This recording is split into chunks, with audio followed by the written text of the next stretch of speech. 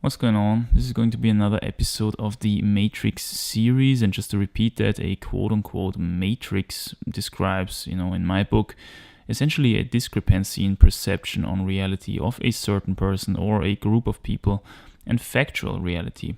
And, we see these matrices, come about more and more in very developed Western civilization, whereas on more rural, more tribal areas of the world, more simpler living areas of the world, this is not the case at all. So to believe that everybody is engulfed in this kind of wrong thinking is essentially wrong.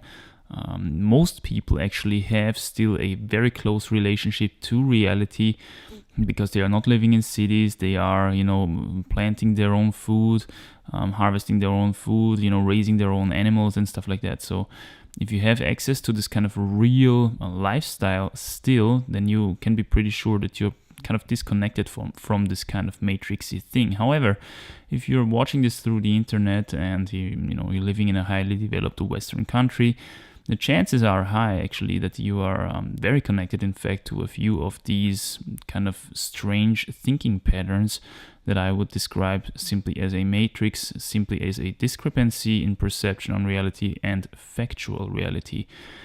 And today we are going to talk about that in the context of politics. The quote-unquote political matrix essentially is the belief that politicians have the purpose of serving the people who voted for them during the process of democracy, but not only them, but all of the people who are living in a certain country, the people basically that are subdued to the political system of that certain country. And they voted for their politicians in an election or something like that. So to give an extreme example, you have a person being a good boy or a good girl for that matter, voting in every election, making use of their right to vote, because giving your vote is important, right, in a democracy, because we had to fight so hard to get democracy in place, and democracy is so awesome and whatnot. Believing that any party of the political landscape of the country the person lives in essentially wants the best for their people, the best for the people living in that certain country.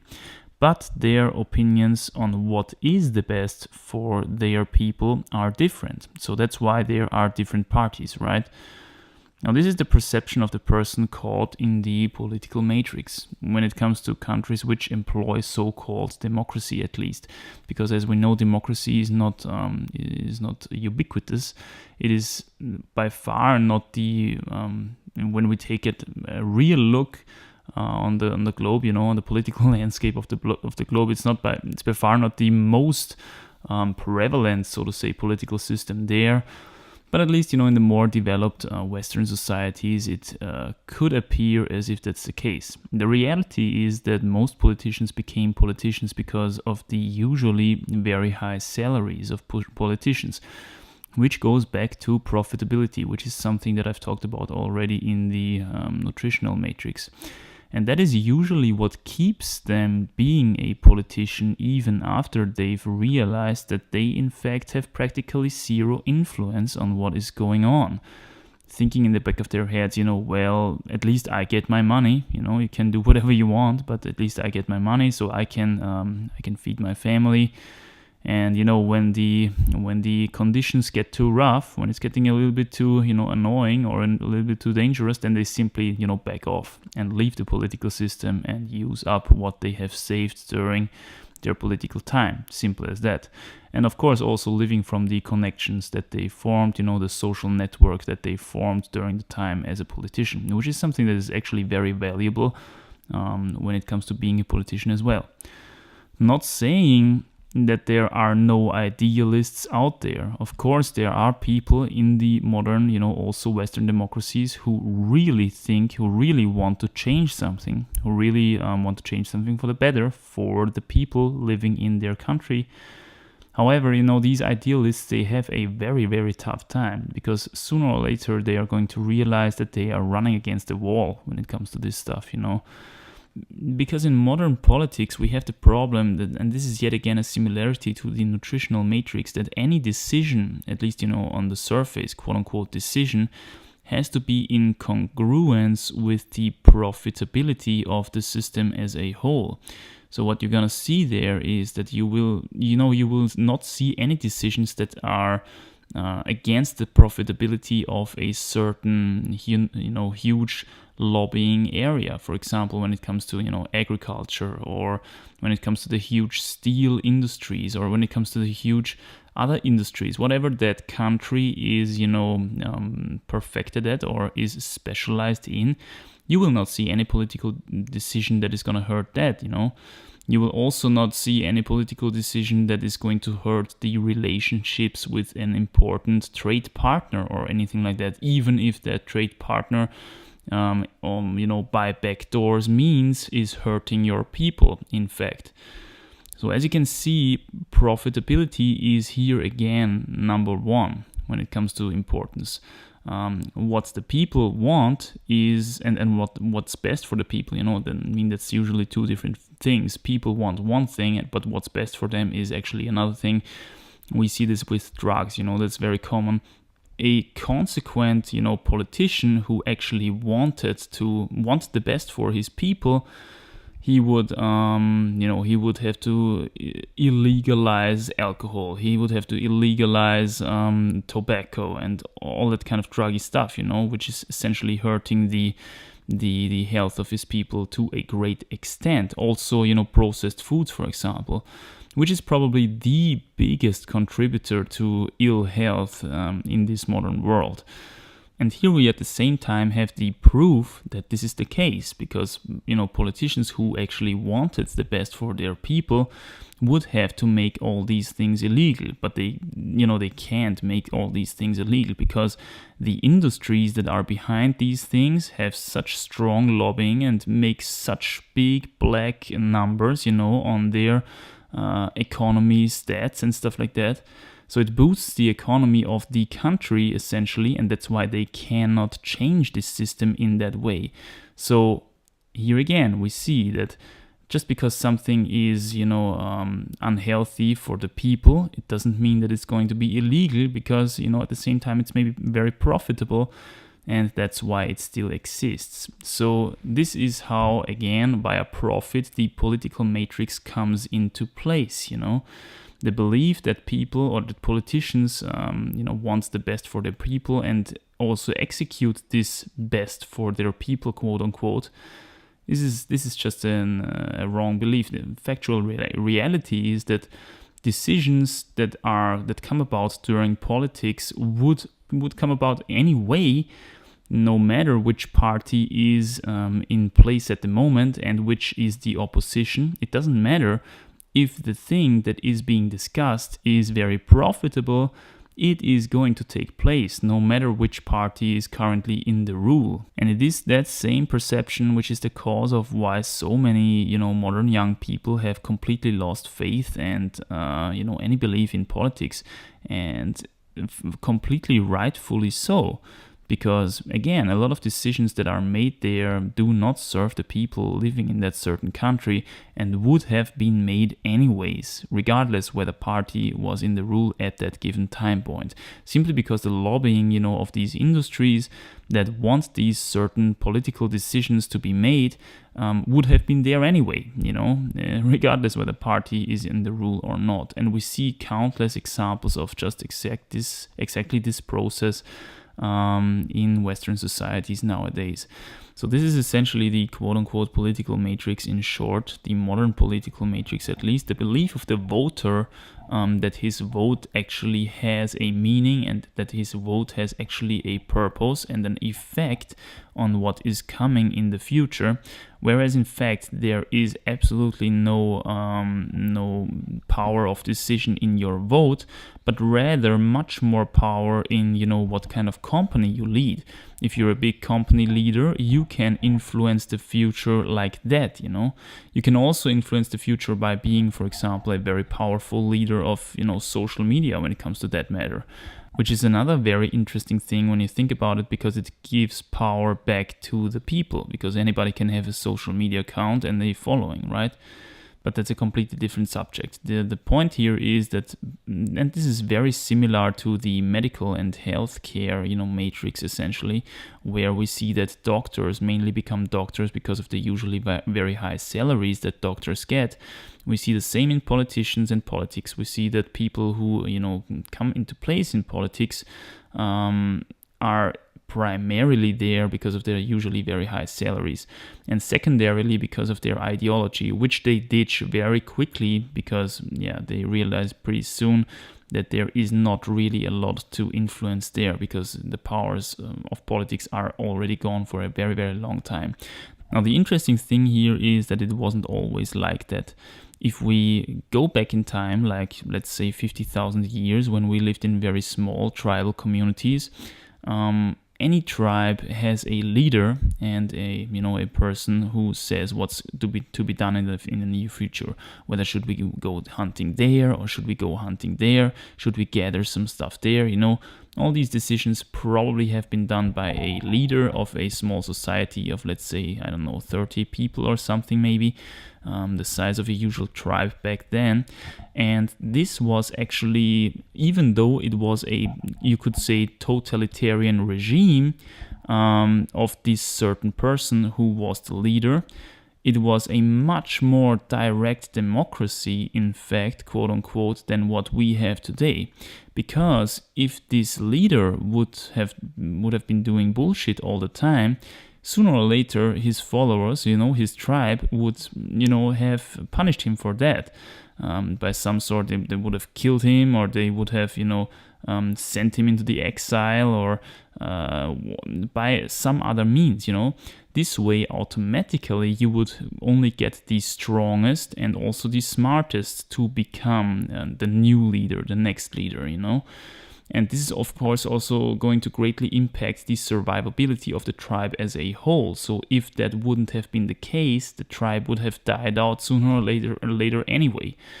So as you can see, with very small numbers of people, with very small groups of people, democracy can actually be very direct. And it isn't even called democracy in that case. From our modern viewpoint, this would be a totalitarian regime where you have one person at the peak, who says what's going on, and the others have to follow essentially. So again, this was probably the model of the tribe. Now, if we move forward, let's say to 10,000 years ago, when first agriculture came up and groups of people could allow to grow bigger, to grow like little villages of 100 people or maybe 200 or even 500, then we slowly get into the system where there is kings, and royal families, and quote unquote. And slowly we get in a system where your heritage is actually also a huge factor in whether you are becoming the next leader or not. If you're simply the son of the king, then there is a very high chance that you will become king as well. And if the political system or the political leaders would have to be changed, or if the people would have wanted them to change, then they had to overrule them, and a stronger or smarter family had to get rid of this royal family that was at rule at this certain time. So as you can see, in some sense, the bigger the groups get, the bigger the groups of cities or villages get, the more disconnected kind of the political reigning people become more and more disconnected from the actual, people who produce the goods and stuff like that.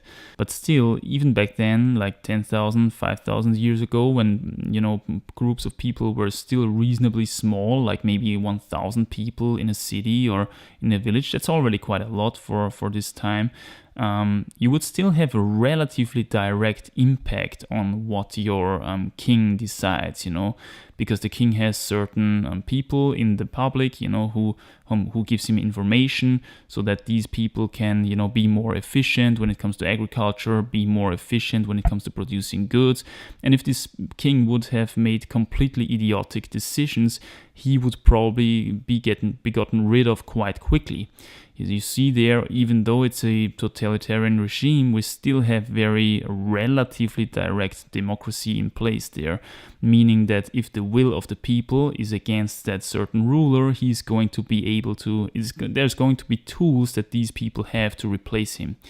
Not as much as in the tribal communities, where there is even more direct democracy, so to say, but still quite a lot.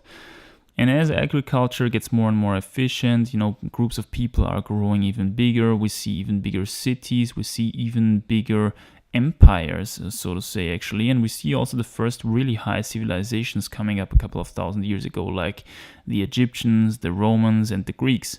The Greeks finally inventing what they called democracy, but not really, changing anything of the ruling system. You always have a ruling caste, so to say, which is ruling over the groups of people, which still have to make somewhat reasonable decisions for the people in order to be kept in place. You couldn't be a total idiot to make it to that place, so to say.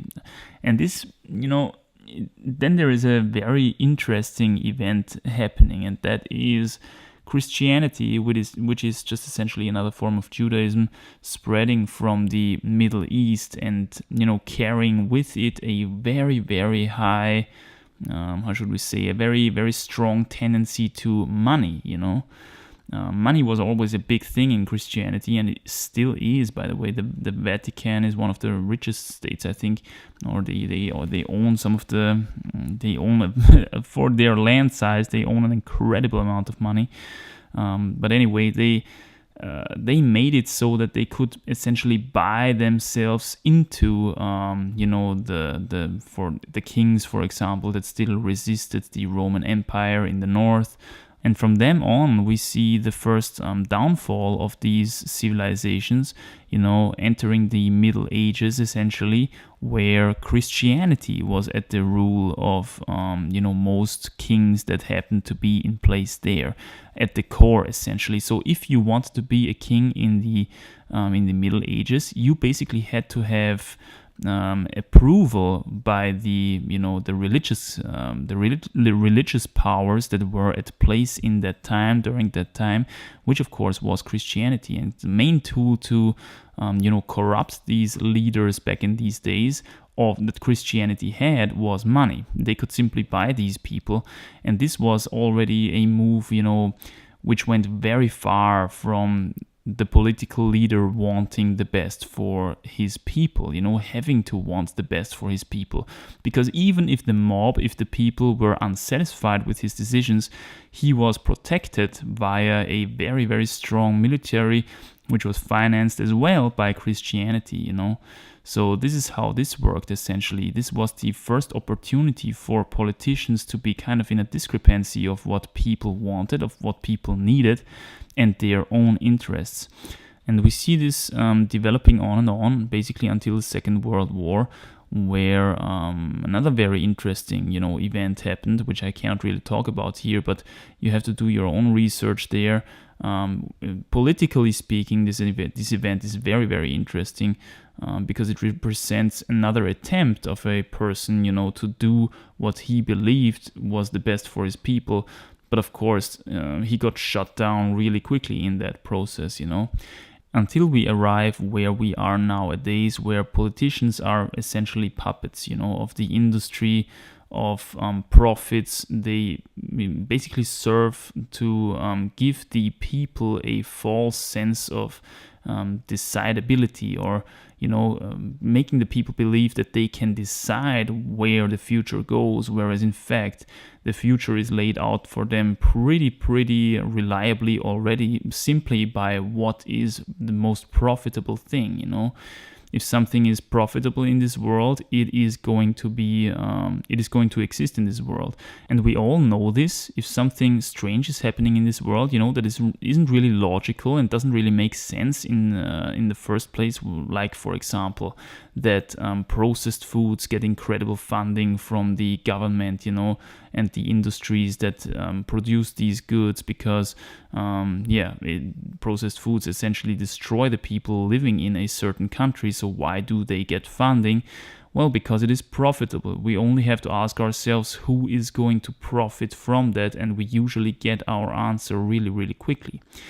The question that now arises is, as a person who knows that, what would be the most reasonable thing to do? Option number one is becoming a politician. If you can manage to become a politician and earn good bucks by doing so, yes, that's what's gonna happen. You're gonna earn good bucks, but the question is, will you still be able to look yourself in the mirror after that process? The other option that you have is staying the small guy and trying to contribute as little as legally possible to this system, which is in fact only trying to destroy you for profits. And how you can do that is simply by living a very simple lifestyle, earning very little money. If you earn very little money, it is also very possible, depending in which country you live in, that you don't have to pay any taxes on a legal basis, and essentially starving this system in the process, contributing to its downfall, which is of course in this case actually something good, because again, the system is trying to destroy the people, the vast majority of people at least that are not in the lead and have enough money to afford good nutrition and all that kind of stuff. So that's basically it. Bye.